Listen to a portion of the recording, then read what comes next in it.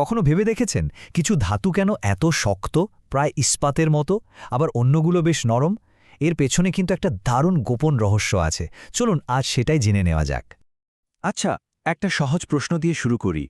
ধরুন একটা লোহার চামচ আর একটা জিঙ্কের চামচ, দুটোকে যদি একসাথে গরম করা হয়, কি মনে হয় দুটো কি একই তাপমাত্রায় গলে যাবে? উত্তরটা হলো একদমই না, মানে কাছাকাছিও না। কিন্তু আসল অবাক করা ব্যাপারটা অন্য জায়গায়। সেটা হলো পরপর সাজানো ধাতুগুলোর শক্তি কেমন যেন একটা অদ্ভুত ছন্দে বাড়ে কমে। আর ঠিক এই কারণেই আমরা একটা দারুণ ধাঁধার মুখোমুখি হই। একবার এই তালিকাটা দেখুন তো।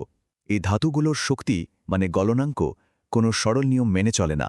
দেখতেই পাচ্ছেন, এটা প্রথমে তরতর করে ওপরের দিকে উঠছে, তারপর হঠাৎ করে ধপাস করে নিচে নেমে গেল, আবার লাফ দিয়ে ওপরে, আর শেষে গিয়ে আবার পড়তে শুরু করল।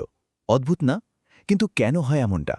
এই ধাঁধার সমাধান করতে হলে আমাদের একদম গভীরে যেতে হবে, মানে পরমাণুর ভেতরে। কারণ আসল সূত্রটা তো ওখানেই লুকিয়ে আছে। আসলে পুরো ব্যাপারটা নির্ভর করে ধাতব বন্ধন বা মেটালিক বন্ডের ওপর।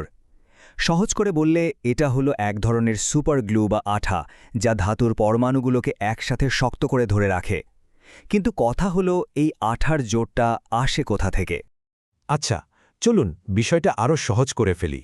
এর পেছনের আসল হিরো হল এমন একটা জিনিস, যাকে আমরা মজা করে বলতে পারি ইলেকট্রন চুম্বক। দেখুন, প্রত্যেকটা পরমাণুর ভেতরেই তো ইলেকট্রন থাকে, তাই না? এদের মধ্যে কিছু ইলেকট্রন থাকে একদম একা, মানে বিজোড়। এই একা একা থাকা ইলেকট্রনগুলোই এক একটা ছোট্ট কিন্তু ভীষণ শক্তিশালী চুম্বকের মতো কাজ করে।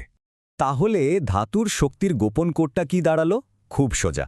একটা পরমাণুতে যত বেশি এই ইলেকট্রন চুম্বক থাকবে, পরমাণুগুলো একে অপরকে তত জোরে আঁকড়ে ধরবে, আর তার ফলেই ধাতুটাও হবে ততটাই শক্তিশালী। তো এখন আমাদের হাতে গোপন সূত্রটা আছে। চলুন এবার এটা দিয়ে সেই আগের ধাঁধাটা মিলিয়ে দেখি। শুরুতে দেখুন, স্ক্যান্ডিয়ামের আছে একটা ইলেকট্রন চুম্বক, টাইটেনিয়ামের দুটো, আর ভ্যানেডিয়ামের আছে তিনটে। ঠিক যেমনটা আমাদের সূত্র বলছে, চুম্বকের সংখ্যা বাড়ছে আর তার সাথে পাল্লা দিয়ে গলনাঙ্কও বেড়েই চলেছে। এই প্যাটার্ন অনুযায়ী এর পরের ধাতুটার তো আরও অনেক শক্তিশালী হওয়ার কথা, তাই না? কিন্তু তা হয় না। ম্যাঙ্গানিজের বেলায় গিয়ে হঠাৎ করে সব কেমন যেন ওলটপালট হয়ে যায়। কিন্তু কেন? ব্যাপারটা খুবই মজার। ম্যাঙ্গানিজের কিন্তু ৫টা ইলেকট্রন চুম্বক আছে, কিন্তু সেগুলো এত সুন্দর স্থিতিশীলভাবে সাজানো থাকে যে ওরা অনেকটা অলস হয়ে যায়। মানে ওরা অন্য পরমাণুর সাথে বন্ধন তৈরি করতে খুব একটা আগ্রহ দেখায় না। আর এই অলসতার কারণেই এর পরমাণুগুলোর ভেতরের সেই সুপার গ্লু বা আঠাটা দুর্বল হয়ে পড়ে। আর ফলাফল, এর গলনাঙ্ক এক ধাক্কায় নেমে আসে মাত্র ১২৪৫ ডিগ্রি সেলসিয়াসে। কিন্তু এই পতনের পরেই মাঠে নামে লোহা। এর যে ৪টে ইলেকট্রন চুম্বক আছে, সেগুলো কিন্তু একদমই অলস না, বরং ভীষণ শক্তিশালী। আর তাই লোহা আবার শক্তিশালী হয়ে ফিরে আসে, আর এর গলনাঙ্ক লাফ দিয়ে উঠে যায় ১৫৩৬ ডিগ্রিতে। লোহার পর থেকে কি হয়? আস্তে আস্তে ইলেকট্রন চুম্বকের সংখ্যা একটা একটা করে কমতে থাকে।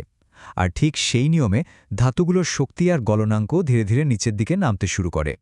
চলুন এবার গল্পের একেবারে শেষ অংশে যাওয়া যাক, তালিকার একদম শেষ মাথায়। দেখা যাক সেখানে কি অপেক্ষা করছে। অবশেষে আমরা পৌঁছালাম জিঙ্কের কাছে। তো বলতে পারেন এর কটা ইলেকট্রন চুম্বক আছে? উত্তরটা হলো একটাও না, 0।